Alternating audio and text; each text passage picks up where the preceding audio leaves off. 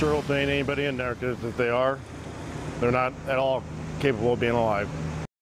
It was a blast that shook buildings in West Point and sent people to the hospital. The cause of the explosion, a leak from a propane delivery truck. That's the word from the state fire marshal. Good evening, I'm Craig DeGrelli. And I'm Jennifer Griswold. Today, fire investigators said the blast was an accident, but the cost of the damage is sky high.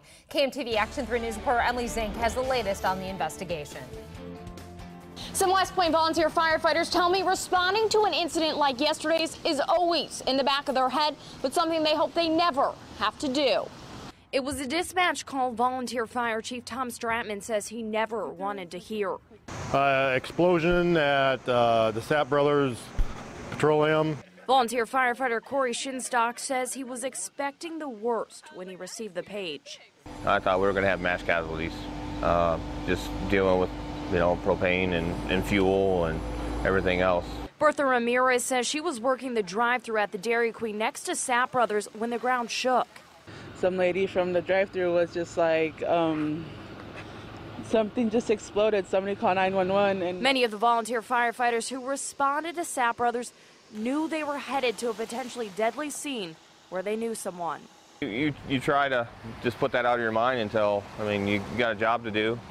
That's what we do. That's what we're trained for, so that's what we do. And then you think about it afterwards. Chief Stratman says when his crew arrived, the building that housed the propane truck that caused the explosion was completely engulfed.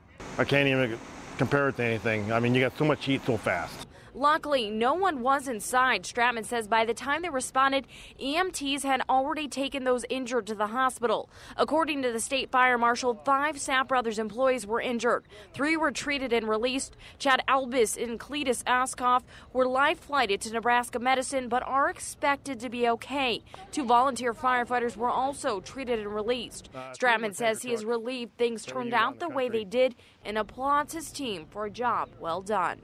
I'll put our guys up against any other volunteer group as far as dedication, putting in their time. The fire chief tells me that 30 out of his 38 guys responded to the explosion at Sapp Brothers. In West Point, Emily Zink, KMTV Action 3 News.